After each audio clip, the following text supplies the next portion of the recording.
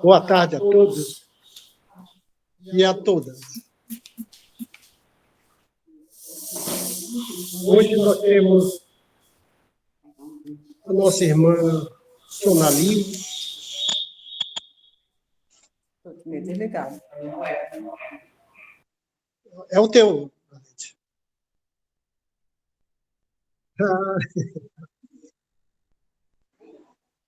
Não, ela desligou agora.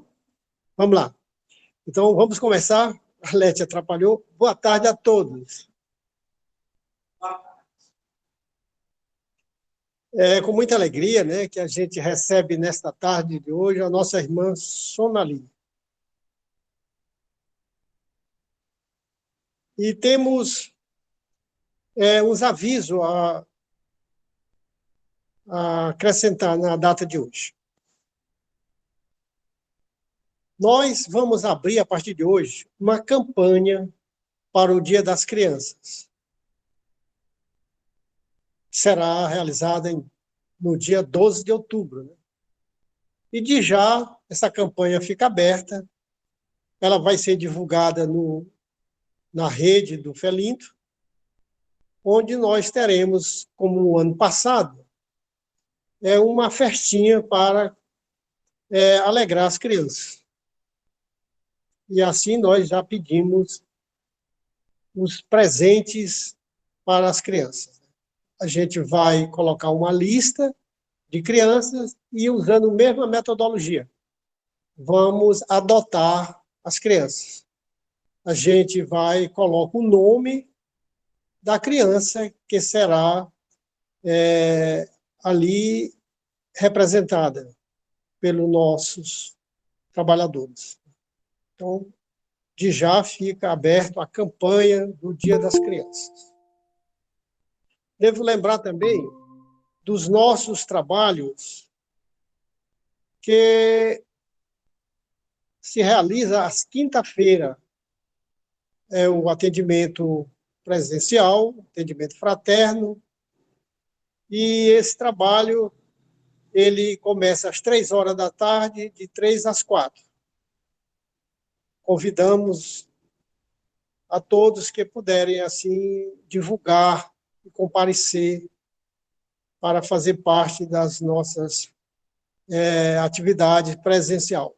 E também no sábado, esta atividade de hoje também é atendimento fraterno presencial, com uma palestra. Né?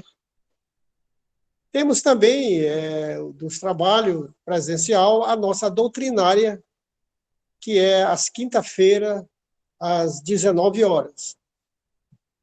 Assim, nós divulgamos esses trabalhos. Estamos iniciando, abrindo a casa de forma presencial e online, para aqueles que não puderem chegar até aqui. Boa tarde, Antônia. Seja bem-vinda. Cadê o sorriso? Oh, gostei. Bom, então vamos aqui fazer uma leitura do livro Vigiai e Orai, do irmão José. Ele coloca: além do medo, és filho de Deus. O sol te beija a fronte todos os dias. Os pássaros cantam aos teus ouvidos. Aos teus pés todos os caminhos se abrem. A terra anseia pelas tuas sementes. A fonte que desliza, cantando a oferta aos teus lábios. As flores desabrocham, perfumando o ar de que respira. Não tenha medo de viver. Aguça os sentidos e integra-te com o Criador da divindade. Tudo existe em função de tua vida. Não temas a dor e nem receie a morte. Viverás para sempre. Essa mensagem, eu anuncio que o nosso tema de hoje é suicídio. E assim nós estamos com a data do dia 10 de setembro, o Dia Internacional, ou Dia representando o Setembro Amarelo para essa comunidade. E assim vamos elevar o pensamento a Deus, agradecer ao Divino Mestre, agradecendo também a espiritualidade amiga, o mentor, o irmão Felinto e a nossa vovó Marilu, que estejam vibrando aqui por esse trabalho de hoje, que com certeza muitos irmãos já se encontram aqui, encarnados e desencarnados, ao ouvir a nossa irmã Sonali. E assim, Jesus amigo, Jesus amado, permita que possamos dar por iniciado a doutrinária da tarde de hoje. Graças a Deus. Sonali, você tem 45 minutos. Toda vez ele aumenta mais 5. Aumenta mais 5, né?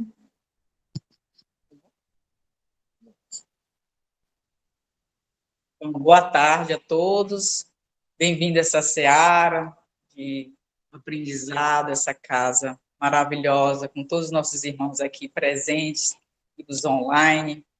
E hoje vamos trabalhar um tema denso, triste, que são os amigos que vão e tiram sua vida de forma drástica, que é o suicídio.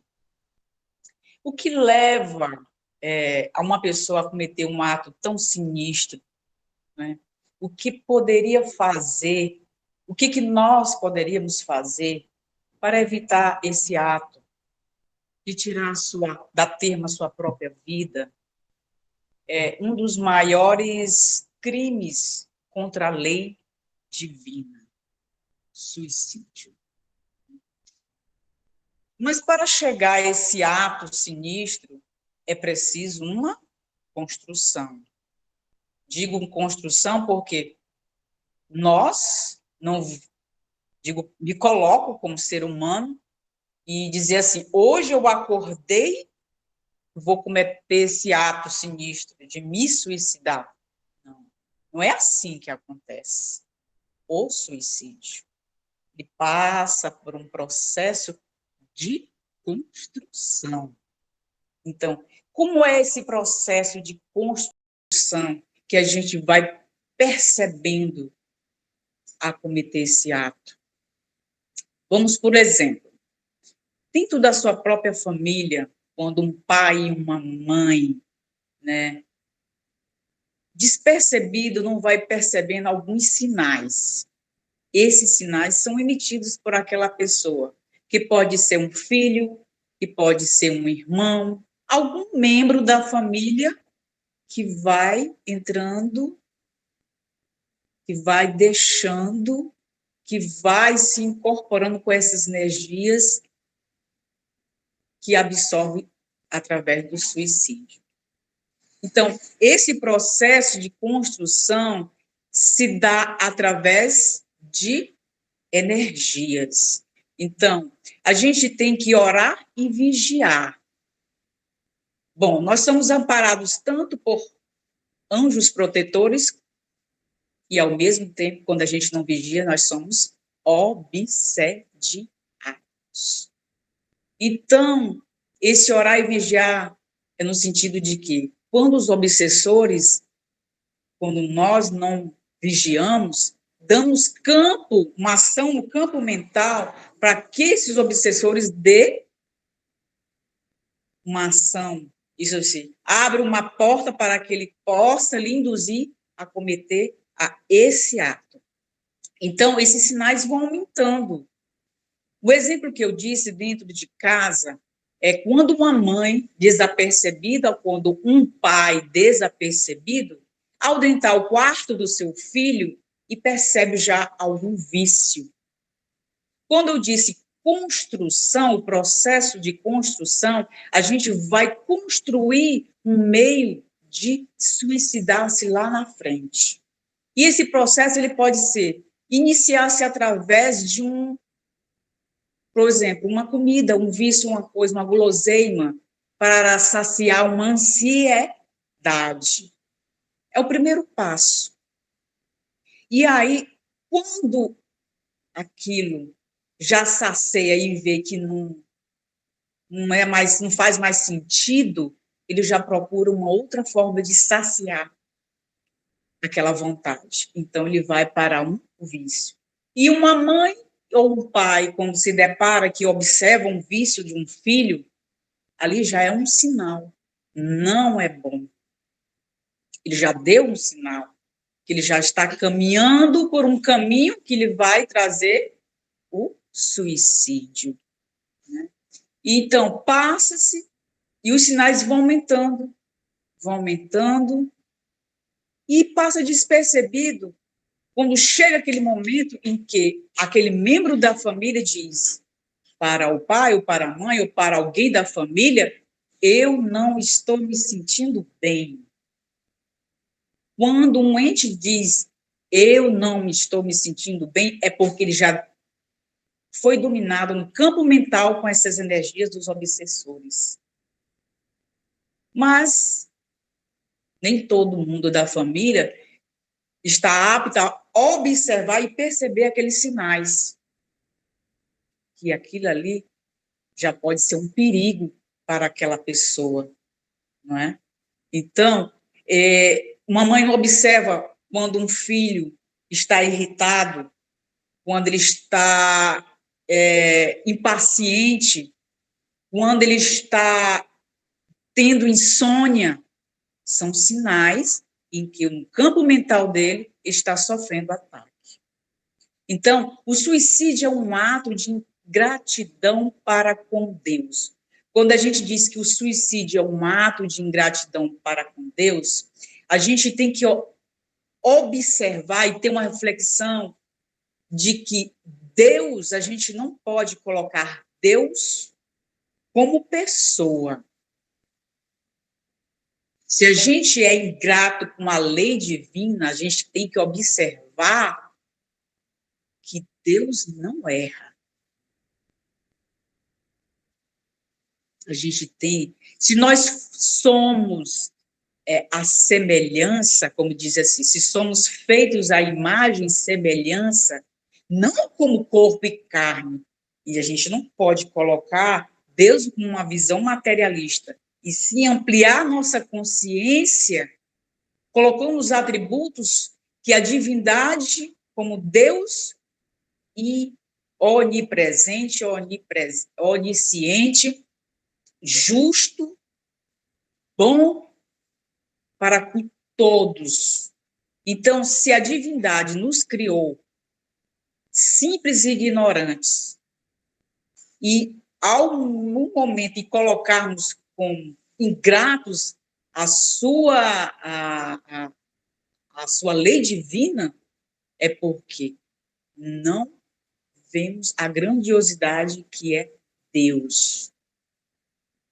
Na sua infinita sabedoria, não podemos colocar que, eu não aguento esse fardo, Deus errou comigo.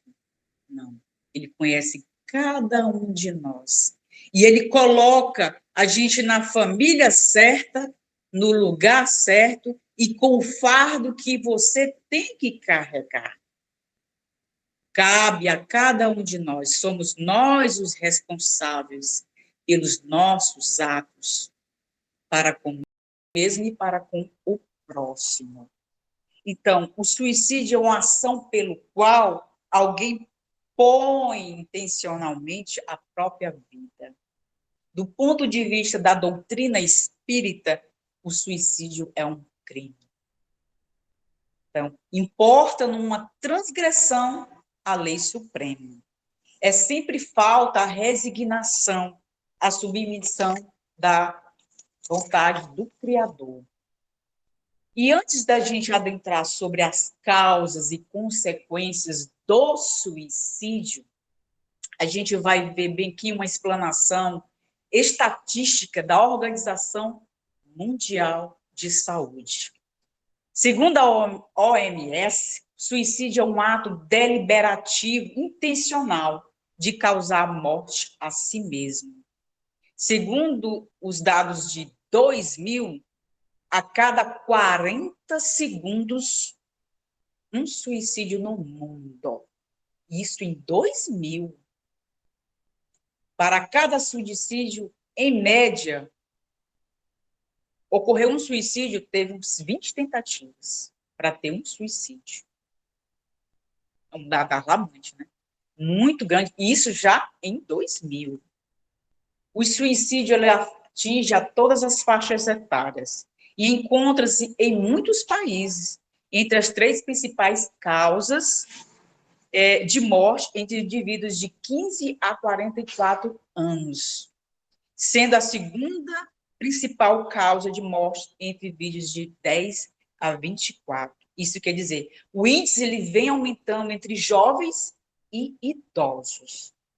O Brasil fica na 67ª posição na classificação desse censo de 2000.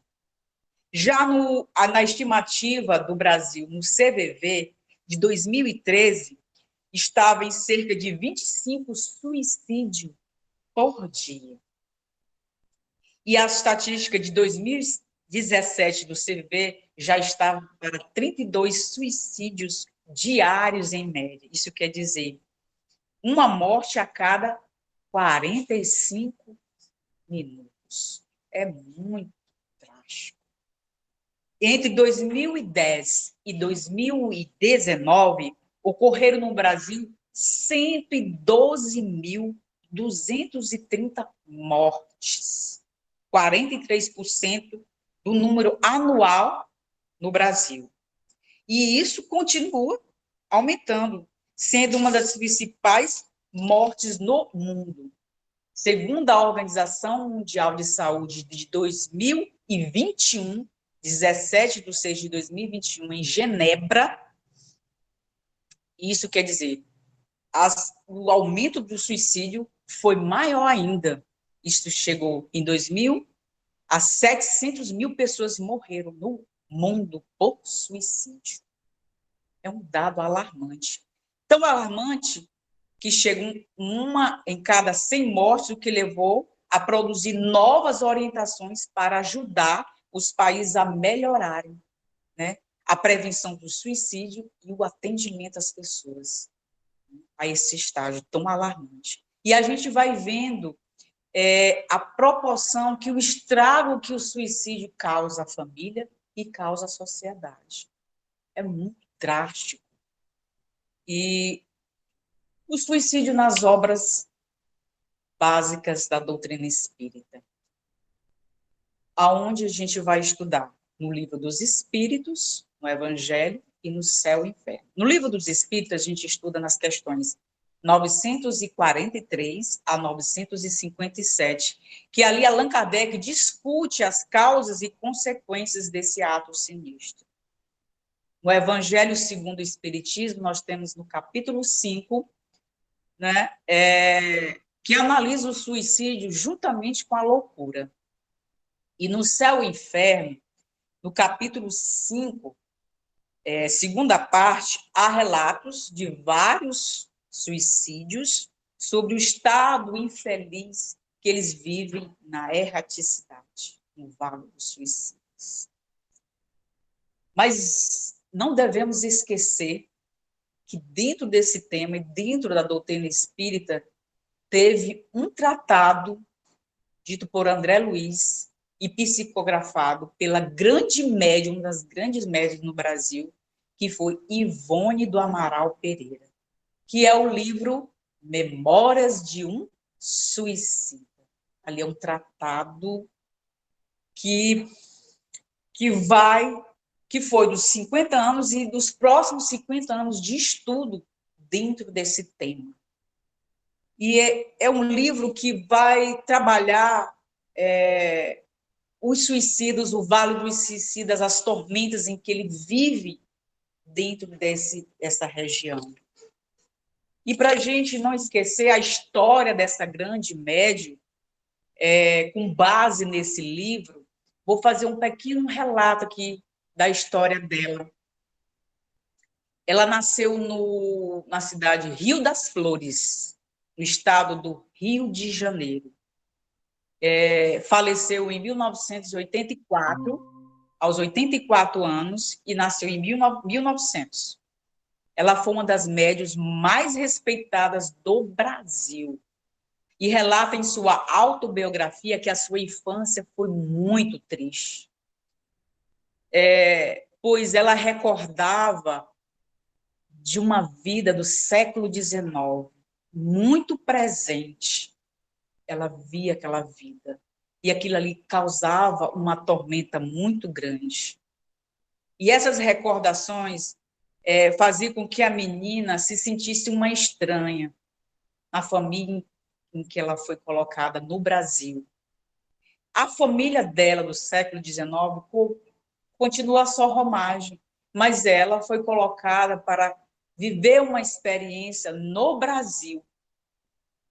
E a família em que ela estava, que ela foi vivenciar, ela se sentiu uma estranha, não aceitava, pois ela vendo aqueles espíritos, aquela vida do século XIX, a chocava muito, pois ela não reconhecia o seu pai biológico, que foi o seu Manuel José Pereira Filho, e a sua mãe, Elizabeth do Amaral. Então, ela não reconhecia seu pai, por quê? Porque ela estava vendo seu pai, espírito do século XIX, a quem ela reconhecia. Porque até os 7 anos, a criança vive aquele elo do plano espiritual com o plano material. Então, ela reconhecia mais o pai espiritual do que o biológico. E isso lhe causava um problema sério no relacionamento com seus pais. E essa tormenta e esses conflitos foi bastante para com que ela fosse viver com a avó paterna. Então, até os 10 anos, ela viveu com a avó, porque era um conflito muito grande para uma menina no interior do Rio de Janeiro vivenciar, né, esses dois mundos. Né? E esses espíritos eram Charles e Roberto de Canalejas. Charles era o seu pai do século XIX, presente. E Charles era um grande médico que foi o seu marido nesse século XIX. Um amor muito grande que ela não conseguia se separar. Ela sentia uma profunda solidão dos afetos que ela abandonou no século XIX. Ela tinha recordações muito fortes. Ela via a casa senhorial, ela via as carruagens, os vestidos caros de seda, de renda. Era uma tormenta para ela. Uma menina no interior do estado do Rio de Janeiro, vivendo esse conflito. Né? Então, ela teve um tratamento diferenciado para sofrer essas tormentas. E aos 4 anos, ela já ouvia e via os espíritos. Aos 29 anos de nascida, ela teve a sua primeira catalepsia, né? Uma tosse profunda que chega ao quase o desencarne. E foi um dos primeiros episódios de sofrimento que ela passou. E esses episódios se repetiram até os 9, 10 anos. E ela teve mais ou menos 9 episódios de catalepsia, né? Como provas e expiações na sua vida em que ela veio, né, missionária. E aos 12 anos, ela ganhou do pai o Evangelho segundo o Espiritismo e o Livro dos Espíritos. Começou o seu aprendizado. Né? Aos 13 anos, começou a frequentar as práticas, sessões de espiritismo, e aos 16 começou o seu trabalho. Dedicou-se às atividades de desobsessão e vários livros psicografados. E dentre eles, o tratado Memórias de um Suicídio, de Suicídio. Ela tem uma trilogia que fala muito, e essa trilogia relata muitas vidas que ela teve as falhas que ela teve nessas vidas pregressas. E nesse livro, Memórias de um Suicídio, Camilo Castelo Branco, grande escritor português, que desencarnou por volta de 1890 e suicidou-se porque ficou cego e não conseguiu administrar a cegueira na vida dele. E ao observar e perceber o sofrimento de Ivone, ele apareceu para ela aos 12 anos. Mas somente aos 20 que ele começou a passar os relatos de memórias de um suicídio. No início desses relatos, Ivone,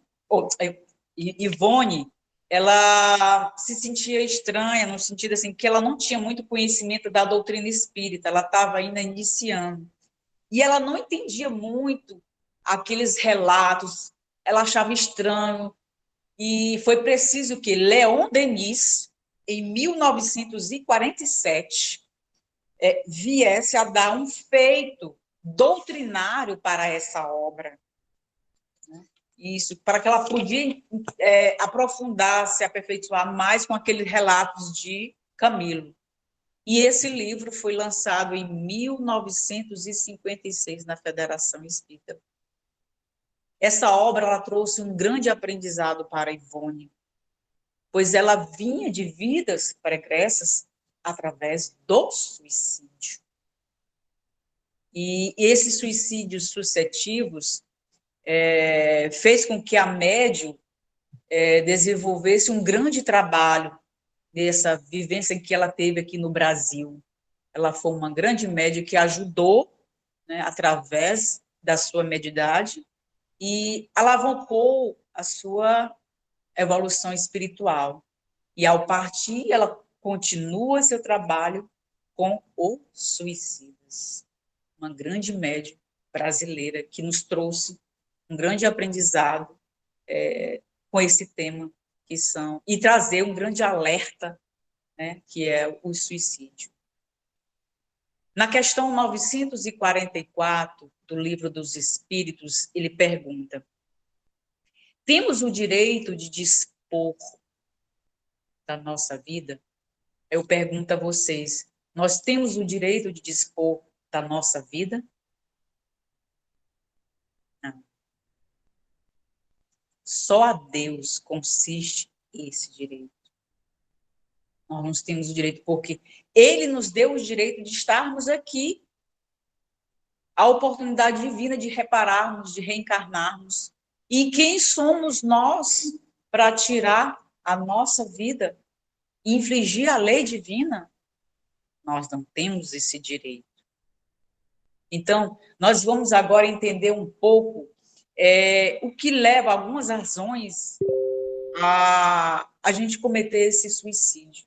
O que causa nas pessoas a cometer esse ato tão sinistro? Um dos primeiros é fugir do sofrimento. O suicida, ele não quer se matar, ele quer resolver aquele problema, ele quer solucionar aquele problema. Outra razão para com que ele possa cometer esse ato é a incapacidade de resolver os seus problemas. Ele vê aquele fardo, aquela dor, e se sente perdido, não tem força para superar aquela dor. Então, ele se sente fraco. Uma outra razão é o desequilíbrio físico-psíquico-espiritual. Esse desequilíbrio trazemos de vidas pregressas, de suicídios repetitivos. Isso que é uma transgressão, uma energia espiritual, um momento em que ele sofreu aquela transgressão naquela vida passada, e quando chega nessa vida atual em que ele está, chega um certo momento em que ele vai vivenciar aquela mesma transgressão, e ele vai vivenciar aquela... eu posso até colocar como a bulimia. Se eu desencarnei por uma vida pregressa através da bulimia, Ele vai chegar um certo momento nessa dor que ele vai vivenciar aquilo ali. E aquilo ali vai trazer um sentimento para ele de vivenciar essa transgressão novamente, e ele fraqueja e comete de novo o suicídio. E outra razão é o materialismo disposto pela vida. Tem muitas famílias, muitas pessoas que não suportam vivenciar a falência. Falência financeira. Se eu tenho um padrão de vida e chega um momento da minha vida que eu não sou administrar,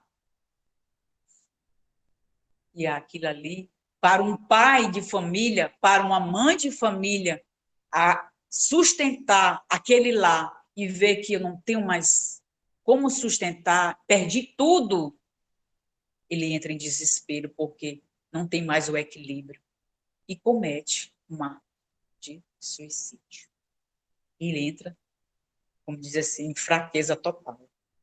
Então, a falta de fé é que leva a maioria das pessoas ao suicídio, como diz Emmanuel no livro O Consolador.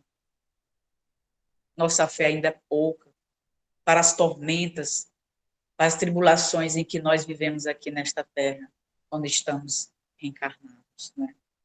Então, todos nós temos que ter fé e perseverar no bem, para ter força e suportar as tribulações em que nós estamos vivendo nesta terra. Continuando, que é pela oração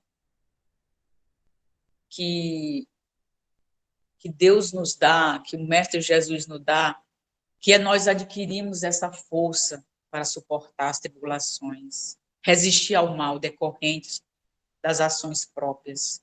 A oração nos dá essa força. Tipos de suicídio. Há 2 tipos de suicídio. Nós temos o suicídio direto, aquele ato premeditado, imediato. Por exemplo, eu posso pegar aqui uma arma, colocar aqui na cabeça, imediatamente me dizimar. É um ato de suicídio direto. E o indireto, que ronda a maioria, que é a maior causa, né? Que é aquele ato que não há intenção, ele não é premeditado. É preciso uma construção para com esse ato. Ele é provocado por ordens de física e moral. Então, o suicídio indireto são vários, inúmeras formas de suicídio indireto. Podemos colocar como exemplo, no livro Nosso Lar, no caso de André Luiz. André Luiz, quando chegou no umbral, ele vivenciou 8 anos, foi a média, né, de tormentas no umbral. E quando ele foi resgatado por Lísia, e Lísia, chegando para ele, disse: que pena que você veio através do suicídio. E ele, ao olhar para ela, tomou um susto. Mas eu não me matei. Se matou. Morri de câncer. Ele disse: mas o que me matou foi um câncer no estômago. Aí ela disse assim: mas o que gerou esse câncer do estômago para você? Isso quer dizer, não foi uma vida que ele não se cuidou. Muita bebida. E ele também adquiriu sífilis por uma vida desregrada, né? Então, se a gente não tem uma vida equilibrada, tudo que a gente absorve através de vícios vai trazer consequências para a nossa carne, para o nosso perispírito. E chega a uma forma de suicídio involuntário. Até mesmo a nossa ociosidade, deixarmos de, eu não faço mal, mas também não faz o bem. Deixar a vida reencarnatória sem fazer uma produção de nada é uma forma até de suicídio involuntário. Porque você não produziu nada para o próximo, nem para si, nem para o próximo. Algumas consequências do suicídio. É a continuação do sofrimento. Imagine a tormenta que aquele suicida vive naquele vale. Imagine a dor de viver diariamente aquela tormenta, de ele sentir, porque no momento em que ele rompe, porque nós recebemos uma carga fluídica. Ao momento que a gente nasce, a gente recebe uma carga fluídica até o final da nossa vida. E no percorrer daquela vida, eu dou termo à minha vida, eu corto ela, mas aquela carga fluídica ela vai continuar até ela cessar. Se eu me programei, se a divindade lhe programou para você viver 70 anos e você tirou com 50, são 20 anos de tormentas. Você vai viver como se estivesse na carne. Enquanto aquele fluido tiver, você vai sofrer aquela carne. Na carne. Como se estivesse vivo. Gente, não gosto nem de imaginar um negócio desse, né? Não. Outra consequência é a localização em regiões de sofrimento. Se a gente vê como um umbral, uma tormenta, um sofrimento, o vale é pior ainda, porque aquilo ali é uma emanação plasmada por aqueles espíritos suicidas, que é pior do que o vale. O vale dos suicidas, a energia é pior do que o umbral. Imagina a tormenta, que a gente não deseja nem para ninguém. Outra consequência são os tormentos, as recordações e os pesadelos. Se eu tirei a minha vida através de um tiro, e a consciência que vai ser o seu algoz, o seu juiz, vivenciando aquilo ali, repetindo, de assim, puxa, aquilo ali leva à loucura, aquilo ali, aquela coisa, aquelas imagens repetindo, aquelas dores se repetindo diariamente. Sofrendo mesmo, como se estivesse na carne. Mesmo eles estão em outra dimensão, mas uma dimensão muito densa. Então, porque infringimos uma lei divina. E outra consequência são as lesões a nível perispiritual. Se eu, por exemplo, me suicidei através de um veneno, tomando veneno, quais são as sequelas que eu deixei no meu perispírito? Aquele veneno ele pode deixar sequelas na minha garganta, no meu estômago, e eu vou levar essas sequelas para as próximas vidas, né? Tanto para a próxima vida, como para as outras próximas, porque talvez eu não repare nem na próxima, e ainda vou continuar a levar para a próxima, porque você não sabe o tamanho da consequência que você estragou o seu perispírito. E em só uma você não vai conseguir reparar o tamanho da consequência que você causou. Né? Continuando. Essas lesões, elas podem fazer com que sejam nos algozes a consciência e deixam um problema sério, como disse assim, trabalhar sua evolução através da reconstrução. E que a gente não resgata só com uma, preciso várias. E a última consequência é o desperdício do tempo valioso de progresso, que eu perdi aquele tempo. Então, eu atrasei a minha escala evolutiva. No momento que eu cometi aquele suicídio, e a próxima reencarnação, eu tenho que primeiro reparar o meu perispírito, e eu atrasei a minha evolução. Olha o desperdício de tempo que eu perdi. Então, a prevenção do suicídio, que a doutrina espírita vem nos relatar, é que nos mostra que a vida continua, nos fortalece a fé em Deus e no futuro. esclarece os sofrimentos decorrentes do ato do suicídio.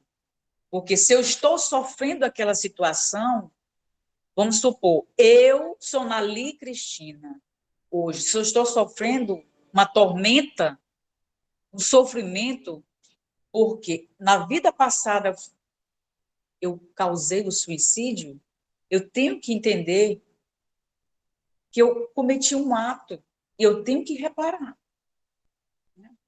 Faz com que os próprios suicidas venham a nos divertir.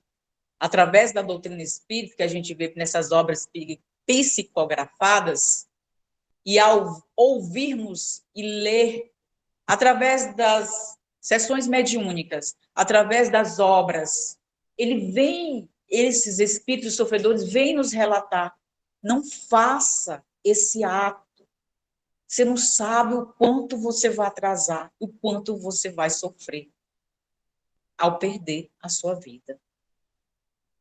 Outra prevenção nos impulsiona a necessidade de orar e vigiar. Sempre, o Mestre Jesus nos fala sempre, orar e vigiar. Orar porque nós temos aquele amparo dos nossos anjos protetores. E a vigília é porque a gente não devemos fraquejar perante os obsessores, porque são muitos. E a partir do momento que ele acha uma brecha de entrar no nosso campo mental, aí é fatal para a gente se enfraquecer e cometer um ato sinistro desse. E o Consolador prometido da doutrina do Evangelho segundo o Espiritismo, que faz com que a gente perceba isso, não cometa esse ato, para você não se atrasar na sua evolução. Não infringir a uma lei divina, não ir de contra uma lei suprema. Ter fé na providência divina, né? Porque se eu estou passando por dificuldade, e essas dificuldades são para o meu aprendizado, para a minha reforma, para a minha evolução, porque toda carga, ela é dada de acordo com o que você pode suportar. Não existe uma carga extra. Se existe essa carga extra, é porque você foi buscar essa carga extra, esse fardo. Né? Então, como podemos auxiliar os suicidas? Pergunto a vocês, como podemos auxiliar os suicidas?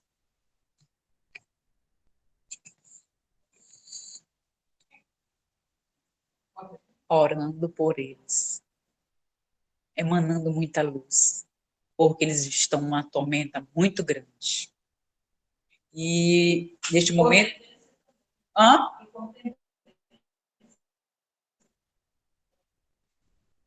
divulgar mais também, né? E eles possam participar dessas palestras, né? E conscientizar, né? E eu vou encerrar esse tema com um poema que diz: suicídio, não. Ah, meu amigo querido, alguns versos eu vou te ofertar, torcendo para que minhas palavras possam te iluminar. E mude tua opinião, não tira a tua vida, não. Eu vou tentar te ajudar. Para começo de conversa, quero confraternizar. Sei que a tua dor é grande, mas estou a te escutar.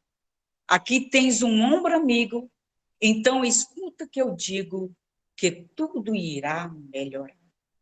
Mas preciso que me ajudes. Vamos comigo pensar. A vida é um presente divino que não vale a pena tirar. E também tenho que lhe dizer que depois que você morrer, ele vai continuar. A vida é uma grande escola, onde estamos a estagiar. E cada existência é uma série pela qual precisamos passar. E não adianta fugir, porque se você desistir, terás que recomeçar. Do mestre dessa nossa escola, tu já ouviste falar. E um belo dia no monte, começou a nos ensinar. E disse que foi pros aflitos, com todos os seus conflitos, que ele veio nos consolar. Eu também preciso dizer algo talvez te espantar. Digo que ao tirar a tua vida, vivo irás te encontrar, e num vale de aflição e de muita desolação, você irá despertar. E lá sofrerás muito mais, pela sua existência encurtar. Pensas que irás ter alívio, mas sua dor só irá aumentar. E é por isso que eu te digo, meu companheiro e amigo, nem pense em suicidar. Observa o exemplo infeliz dos que vêm a te falar. E vivos depois que morreram, eles voltam a te alertar e falar de seus sofrimentos e de todos os tormentos que passaram a experimentar. Mude a tua referência, deixe de se lamentar, encare os problemas de frente, que tudo irá superar. Porque força você tem e contas com o auxílio do bem e de amigos a te amparar. Levanta a tua cabeça e passes a observar que se você sofre no mundo, não estás no primeiro lugar. Há outros que sofrem também e que estão sem ninguém com quem possa desabafar. Que tal esquecer sua dor e teus ouvidos emprestar? Oferecer um ombro amigo para que outros possam chorar e amparando o teu irmão em toda a sua aflição, a tua própria ira se curar. E assim, pouco a pouco verás sua dor cicatrizar. Ao usar esse remédio poderoso e salutar, de muita capacidade que se pode tomar, à vontade, esse remédio é amar. Olha, espero sinceramente ter podido te ajudar. Fica aqui o meu presente, que espero que possas guardar no fundo do teu coração e com toda a minha emoção, que Jesus possa te abençoar. Agradeço a todos vocês por me ouvir essa tarde.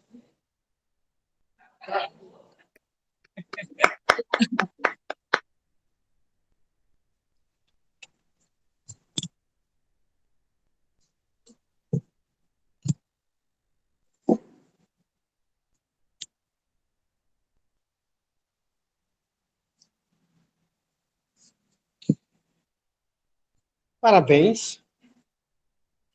Estou feliz em saber que nós temos palestrante de primeira.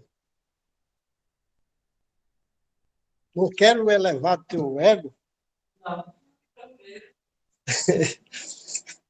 mas de já eu já quero te convidar, pegando aqui o embalo da sua história, te convidar para no próximo mês de novembro, você assim poderá trazer essa nova mensagem para nos alegrar.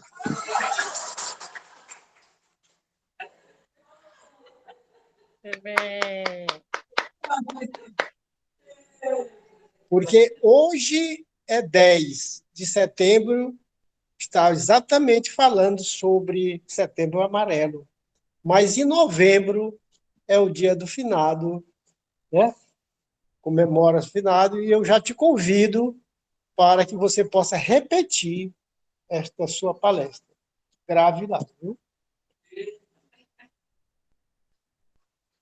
Bem, mas eu vou colocar, ainda temos alguns minutinhos, como você falou, construindo o suicídio, me chamou a atenção de um atendimento fraterno que eu trabalhei, onde uma mãe chegou para mim e falava de 3 filhos que ela tinha, e que um tinha ela chamou de problema.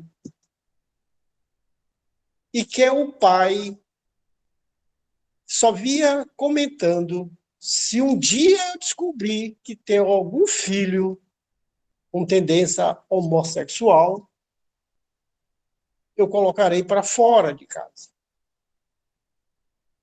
E essa mãe desesperada, porque sabia que um dos filhos tinha já alguma tendência. E este filho, com medo do pai, veio a se suicidar. Então, isso que você falou, essa construção, é verdade. Às vezes, o adolescente, por não ter ainda maturidade, ainda de entendimento, ele já vai construindo aquilo, meu pai não vai suportar. E assim ele foge da vida com medo de decepcionar a família. E nós sabemos que muitos suicídios de jovens, adolescentes, ou é a droga ou é a homossexualidade. Mas para não tirar o brilho da sua palestra, que foi realmente excelente, nós agradecemos muito e vamos pedir à nossa irmã Antônia, do lado de lá, que ela nos faça esse pronunciamento para nós. A palavra está com você, Antônia. Então, vamos elevar o pensamento ao alto, agradecer por este dia, por esta hora, pelo ar que respiramos. Gratidão ao Mestre Jesus, por aqui estarmos a partilhar destas luzes que derramam sobre nós a piedade, a misericórdia, para com nós, encarnado, e para com os desencarnados da Casa Felinto Martins. Ampare em teu seio todos os irmãos em aflições deste planeta. Ampare em teu seio todos os irmãos com depressão, pensamento suicida. Ampare em teu seio, ó Mestre Jesus, todos aqueles que partem sem ter o mínimo de preparo sobre a realidade de si mesmo e de seus pensamentos. Ilumina cada ser, cada consciência, dando a cada uma delas o que for de merecimento. Que possamos assim vibrar, ó Mestre Jesus, pelo teu amor misericordioso, pela tua luz, pela cura, e que essa força que vem dos céus derrame sobre nós a fé que necessitamos para seguirmos diante de todas as coisas que nos cercam neste mundo exterior. Fortalece as nossas almas e os nossos pensamentos para com todos aqueles que nos procuram em nossa casa espírita. Ilumina, assim, cada trabalhador, onde quer que estejam, e cada trabalho. Ilumina cada benfeitor, dando a ferramenta necessária para a sua evolução. E continua o Mestre Jesus a nos amparar a cada momento de nossa caminhada, seja na família, no trabalho, em nossas obras, sem distinção. Ampara, Mestre Jesus, quem se encontra hoje nos leitos de hospitais, as crianças órfãs, os anciões. Ilumina, Senhor Jesus Cristo, por inteiro também aqueles que morreram afogados recentemente. Então, Mestre Jesus, que a tua luz continue conosco, a iluminar as nossas trevas interiores, a nos fortalecer e a vencermos a nós mesmos, e a encorajar aquele que nos procura, e iluminar, Senhor Jesus Cristo, com o teu evangelho, o nosso lar. Gratidão, que assim seja, graças a Deus. Louvemos. Quanta luz neste ambiente, descendo sobre nós, vibrando em nossa mente. Quanta luz, quando assim em prece, como a alma cresce aos olhos de Jesus, quanta luz, pois em oração a voz do Mestre faz aos nossos corações, quanta luz descendo sobre nós.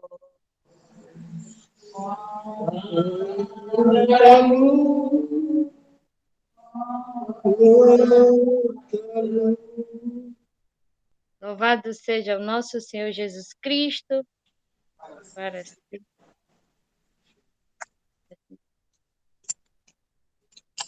E assim a gente finaliza mais um atendimento fraterno. Muito obrigado e uma boa tarde a todos. Tchau. Boa tarde a todos. Tchau.